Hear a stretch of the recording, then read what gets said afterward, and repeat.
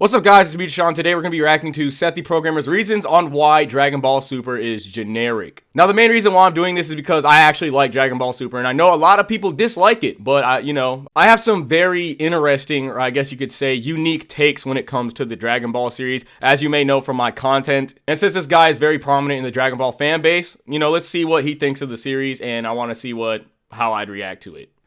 Seth, granola vid, please. What would I say? What do you want me to say about granola? What would I say? What do you want me to say?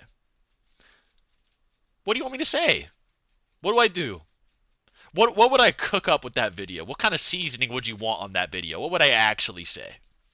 I'm not gonna lie, I really like Granola as a villain. A thing that I like about Super is that they give us a bunch of new concepts that we've never really seen before from the series. For example, Granola kind of has this anti-hero protagonist vibe, and it's very interesting to see him clash with Vegeta, as he's blinded by revenge, all because of the Elects manipulating the situation. I think there's a very good parallel between Vegeta and Granola, considering they're both blinded by revenge. But the difference between Granola and Vegeta is the fact that Granola is more of a good guy becoming bad rather than, obviously Vegeta being a bad guy and becoming good. And during their fight, it's like Vegeta is preventing Granola from making the same mistakes that he has. That's why he was so obsessed with fighting Granola all by himself, asking Goku to please allow him to do it alone, telling Granola that drive for revenge has rotted away whatever's in his head, and then asks him if there's nothing more to his life than revenge.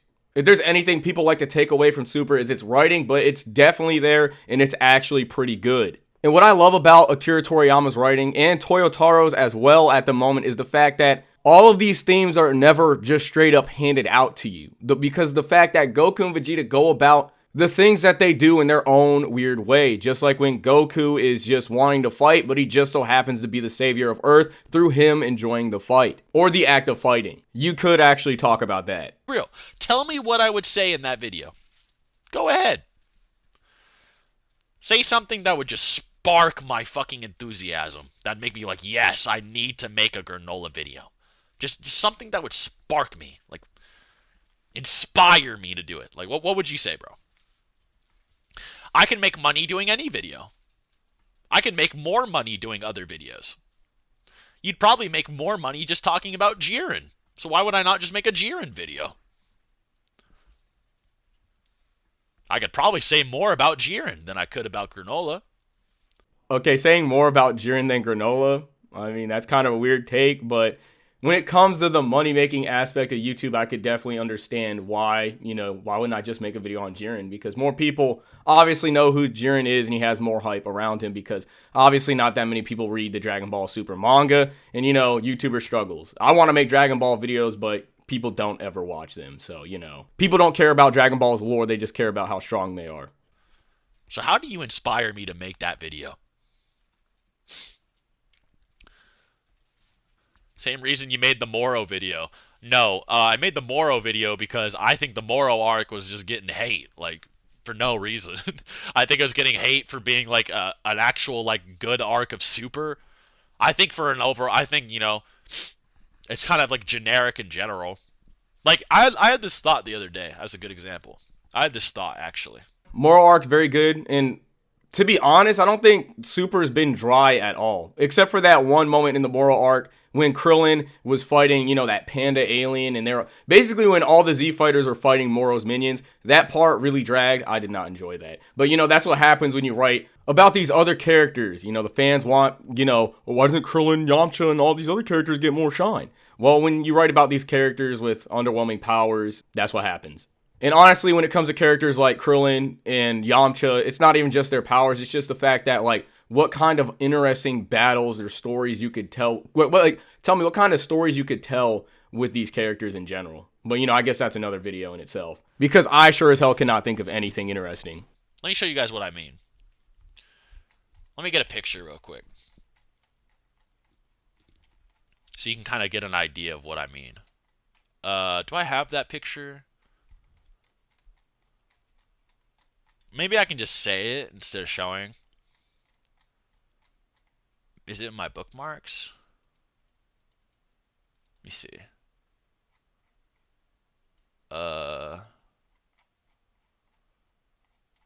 There it is. Oh, it is in my book. Okay, good. I say this in my bookmarks so that I can remember.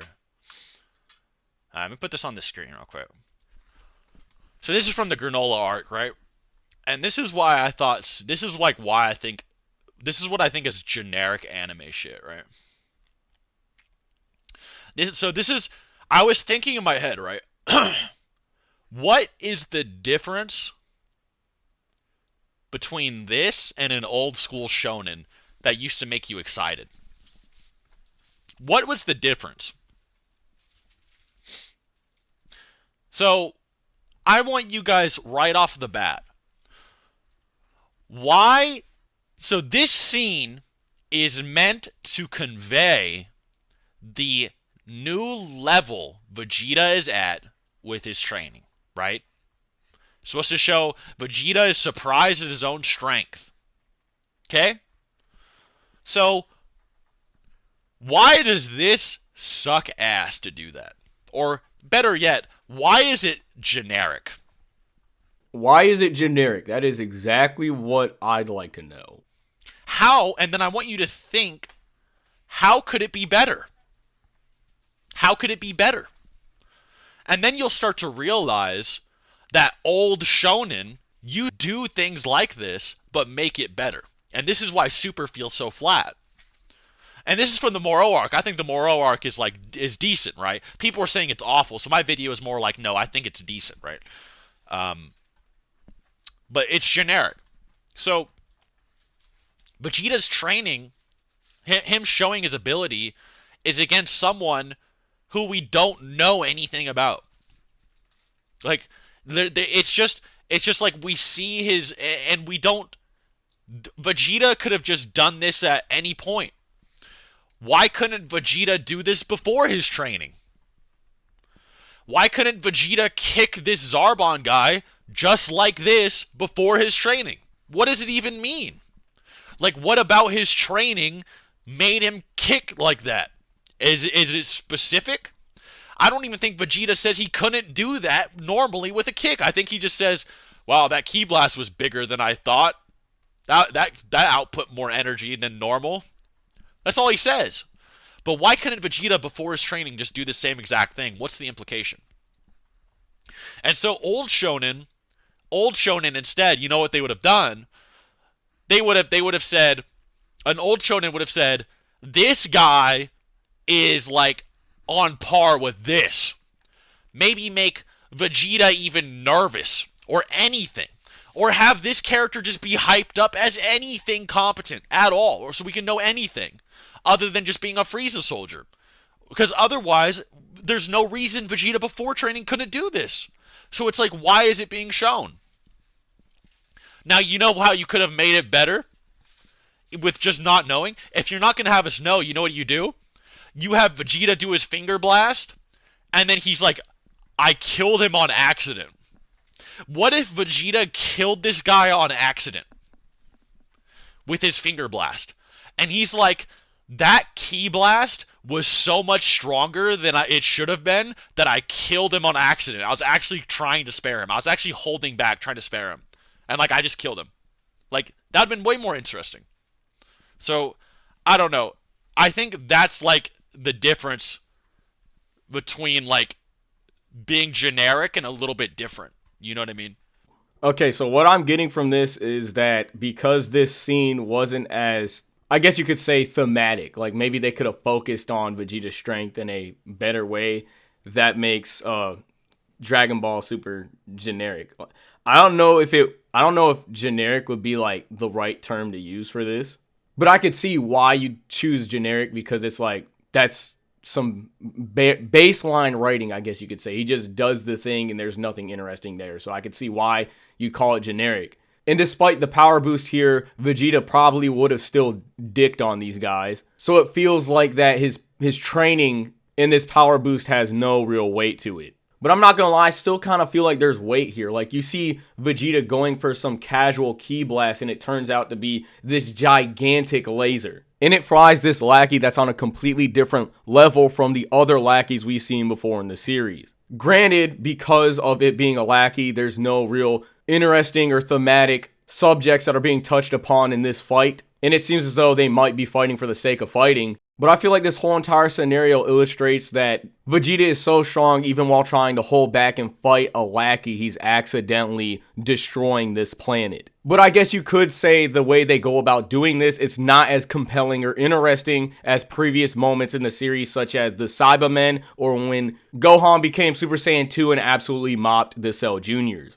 You're definitely right about that, but I kind of feel like this one instance in the series shouldn't really justify Super as a whole, because when we look at these fights with Morro and Granola, they're still compelling. And there's still a lot of interesting story beats that are going on there. When we do look at this moment in particular, I guess you could say Toyotaro and Toriyama could have done something a lot more compelling, but I don't feel like this one instance is a valid point to take away from Super in its entirety. Because after all of Morro's lackeys kind of feel like memes. It's kind of like some dumb, fun fan service, and I'm not gonna lie, that's kind of why I didn't like this segment in the Morro arc. Because it feels like all these Z fighters get these goofy fights just for the sake of it. And Dragon Ball does have its comedic moments, and maybe if Vegeta would have fought that Zarbon ripoff and they would have just went all the way, made it funny with him accidentally killing that same guy, that would have been pretty good. That would have been some good writing right there. But unfortunately, they don't take full advantage of that. But yeah, I could definitely understand why you're not banging with this scene right here. But the entirety of Super, that's kind of questionable though. And I think like Super just doesn't ever like portray any like thought process on that level. Like, what does this scene actually mean? Like, and they don't try to like present it in an interesting way. It's almost like they have concepts and they're like, okay, let's draw out the concept. And they don't try to like output it in a more entertaining way. They're like, this is almost just like filler to show Vegeta got stronger. But then they don't explain like how they could go about the best way of doing that. You know what I mean? And I think that's kind of like where it falls off. Like, I think that's the difference between it and like old shonen. I think an old shonen would have had Vegeta kill him on accident with the fucking first blast he shot. Or it would have been like, or we would have gotten like statements or something else for us to see an actual difference.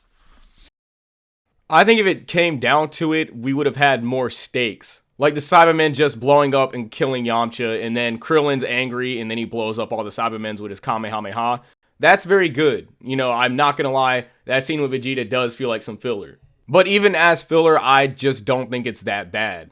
We didn't get compelling writing right there, but there's still compelling writing throughout the manga. Like earlier in the video with the Granola and Vegeta parallel. Even when he trains in the other arcs, right? Oh, what did his training do in the Android arc? He got Super Saiyan. What did his training do after the Hyperbolic Time Chamber? He got Ascended Super Saiyan.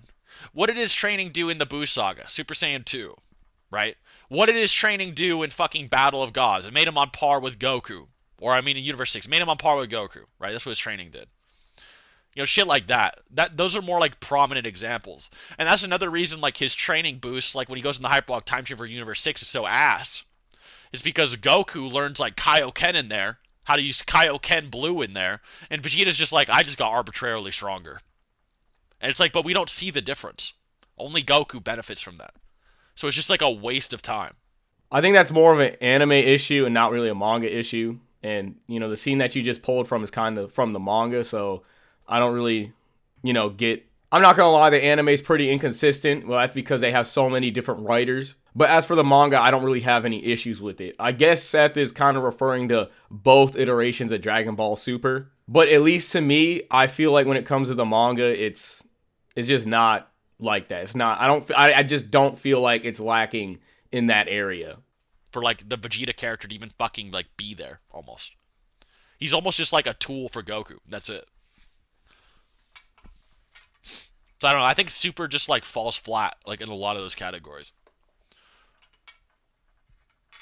So now that I'm looking at the bigger scope of things, I'm going to be honest with you, I definitely disagree that this is generic. And to kind of explain a little more as to why I don't think this scene when Vegeta is fighting one of Morro's lackeys is viable, and also I really disagree that it's generic, and I'll reiterate that again, is because everything in Super and everything in this moment in itself are all fresh and new. So let me explain. Every single one of these moments for Vegeta where it seems as though his powers aren't really progressing. is completely different from the generic and stereotypical crap Dragon Ball does when they train, get a power boost, and power up. As you mentioned in the anime, when they really didn't give Vegeta a power up after the Universe 6 training while Goku was able to use Blue Kaioken, we know Vegeta's gotten stronger, but the thing is there's no instant gratification. Because with this writing style, we're getting something new and fresh out of Dragon Ball. But we still get that classic Dragon Ball hype moment through Goku. Because as Goku is progressing at a staggering rate, when we look at Vegeta, he's taking bits and pieces of his training,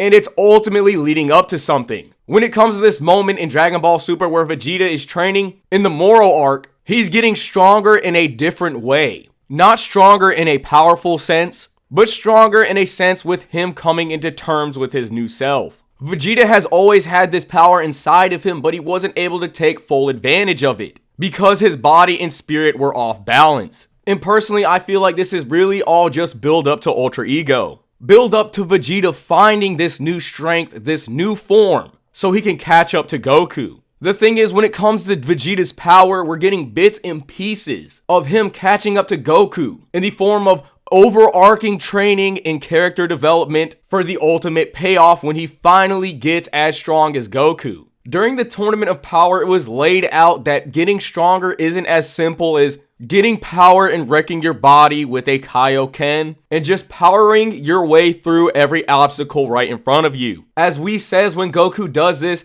that was not what he needed to overcome this wall. In the previous iterations of Dragon Ball, this has always worked. But Super is changing that. Unlike Goku, Vegeta's never had a master. The path was never laid out in front of him. Goku was able to get stronger and achieve Ultra Instinct from learning under the school of the turtle. And this allows Goku to put the pieces together every time. But Vegeta will always be behind him because he has to find these pieces out himself. And this moment of Vegeta's training during the Morro arc is one piece of him finding that path. And the start of it was during this realization during the Tournament of Power, when he realized that Ultra Instinct didn't suit him. This scene in itself actually subverts your expectations because you wouldn't even expect an elite warrior such as Vegeta to not be able to handle his own powers. If anything, in this scene, this was the first time ever Vegeta was actually able to use his powers. When it comes to this type of training, when it comes to this type of writing style,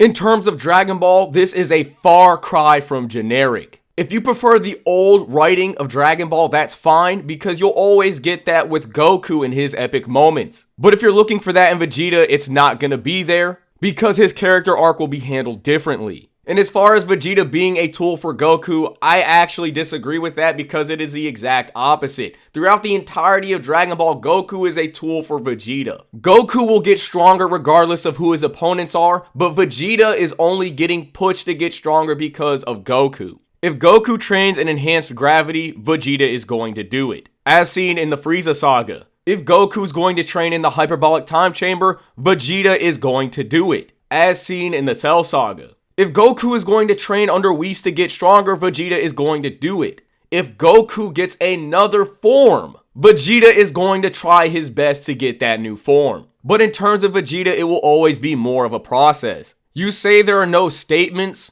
but the Yadradian that was training Vegeta literally says he's stronger by leaps and bounds. The thing is, this isn't just a simple power-up. This is a different type of strength that Vegeta has just acquired. He himself is even surprised by how strong he's gotten. He might be fighting the same exact way, but his spirit is stronger than ever before. And this is a mere stepping stone for Vegeta achieving God Ki. After all, during the Morro arc, he couldn't even sense God Ki. That's how far back he was. Vegeta getting this power might not be the flashiest display, but I feel like that's kind of the point because even Vegeta doesn't even realize it, because he can't fully utilize it or tap into it yet. If he would have simply one-shotted Morro's lackey, I feel like it would have kind of defeated the point of what type of training this was, because it would have just displayed, oh, Vegeta's so strong he can one-shot this lackey. You know, he just got a stereotypical power boost. It's basically a different definition of strength. So when you ask what did his training do at this moment in the story, rather than getting him that new form, it got him one step closer to that form and that power that he's been craving for so long. He's not stronger because he's always been that strong. He's just more in tune with himself, mind, body, and soul. It's a philosophical-esque version of strength, I guess you could say. Yeah, that's perfect. Yeah, that's perfect. Imagine Vegeta kills Kui, but when yes, Vegeta killing Kui. That's a perfect example. That's literally yes, dude. Exactly. Thank you. I was trying to think of an example. That's so perfect. Yeah, Vegeta versus Kui is the best example of what I was just trying to talk about. So, yeah, good call out with that one. Let me put that on the screen. Yes. Literally so perfect. It's just a perfect demonstration of why the original shonens are better. In the way they portray entertainment and like the value of things happening. Alright. So Vegeta does training versus this guy. We don't learn anything about him. He doesn't do anything new. He doesn't do anything on accident other than make a slightly bigger laser blast. That's it. What did he do versus Kui? Versus Kui and I used to be equals. You and I used to be equals. That's literally how it's portrayed. So whatever he does to Kui is literally the difference between him and his old self. Like verbatim. He's explaining that he can speed blitz his old self. He's explaining he can one-shot his old self with 2 fingers. Everything. And all of the statements too around, it's just, the level of difference is just insane. Like, this is exactly what I was trying to think about too. Yeah, that's a great call out. Okay, so for the most part, it seems like there's an issue with the stakes and the weight of the scenes when it comes to Super. But again, like, this is really the only moment that I could really think of where that's an issue. Yeah. Vegeta versus Kui. A moment that does feel like this, what Seth is describing, if I were to think of any, I would say it would be the moment Morro becomes young again. We see Vegeta come out from his training with this cool new ability, Spirit Fission, but despite that, Vegeta's training amounts to nothing in comparison to Morro. He bops Vegeta with his own attack, his signature attack, the Big Bang attack. And even learns Spirit Fission, meaning if he gets his hands on anybody or hits them, it is over because they'll be losing their ki and there will be no way for them to fight back. Piccolo even says the Potaro earrings would be rendered useless up against this new foe. And through this arc, we are getting build up on Goku learning Ultra Instinct. The only way to counter this brand new broken ability that Morro has, Spirit Fission, would be to not get hit whatsoever. This entire time, Maris was teaching Goku Ultra Instinct, and it is all on Goku's shoulders on whether or not he can master this new technique. A technique that he's been trying to learn this entire arc. But despite that, he struggles, with Morro sticking his arm through his chest, absolutely decimating him, because he lacks the push to use Ultra Instinct. Then we get this interesting plot twist with Maris. It turns out this entire time he was born an angel. And all he's supposed to do is maintain a neutral position outside of good and evil. Even if the universe were to get destroyed, he's supposed to sit back and watch. But despite this, after spending his time with mortals, he develops a sense of justice. And ultimately grows to love them. All the galactic patrols are the peak of power when it comes to their mortal limits, being elites of their homeworld, but it is ultimately not enough against Morro. But as an angel that's learned to love humans, he sacrifices himself as he fades away, taking on this evil power that is way above the capabilities of these same mortals he's grown attached to. Now, I don't want to go on a tangent and basically review the entire Dragon Ball manga to explain why this scene with Maris and Goku is significant, but just as Goku has faith in other mortals, even if they're evil, Maris begins to have faith in the same mortals he's grown to love, even sacrificing himself because he believes in Goku. He believes that despite this major gap in strength, he will not fall to Morro. And after all of the buildup, and after Goku's master gets sacrificed, between Master Roshi, Karen, and King Kaio, we've never seen one of Goku's teachers get bopped before. And this pushes him to use Ultra Instinct. In the moment Morro witnesses this form, he trembles and gets absolutely decimated by this newfound power Goku's developed. And falling in line with Goku's character, in which he'll always have faith in others as well as his opponents, he throws Morro a Senzu Bean. But despite Goku having faith in Morro, he tries to sneak him, sticking his arm through him yet again. But this time, the moment he makes contact, his arm snaps. And this ultimately falls in line what to Goku said to Maris. The strongest guys out there tend to be villains, yet despite their wicked deeds, he does not end their lives. Maris finds this odd. But no matter how many times these same villains try to rise up and do bad things again, he will always be stronger than them. And this scene is easily one of my favorite moments throughout the entire Dragon Ball franchise. I am not capping when I say that at all. I could go on a tangent even more, but I'm going to save that for a video. But to put it simply, Dragon Ball still remains to offer new things in terms of its narrative, and it's as compelling as ever. Seth brings up this moment with Kui, saying that the way things were portrayed were better in classic shonen, but we still get a similar portrayal in Super. Almost the exact same thing happens during the same arc when Goku fights Morro. There are stakes, it's compelling because of the narrative surrounding this moment. At first, Morro simply sticks his arm through Goku, completely incapacitating him, giving him a hole through his chest. But after Maris fades away, Morro tries to do the exact same thing, but his entire arm literally snaps in half. If that's not almost the exact same thing as the Kui situation, I don't know what is. And then you add the significance of the narrative on top of that, what more could you ask for? But yeah, I'm not gonna lie, I could see why Seth would think that way, but I just kind of feel like that's not really consistent enough. Like, I feel like moments like that don't occur enough in the manga to just say that the entirety of Super is generic or underwhelming or not as compelling. If you want my actual opinion, I'd say it's pretty consistent, even in comparison to Z.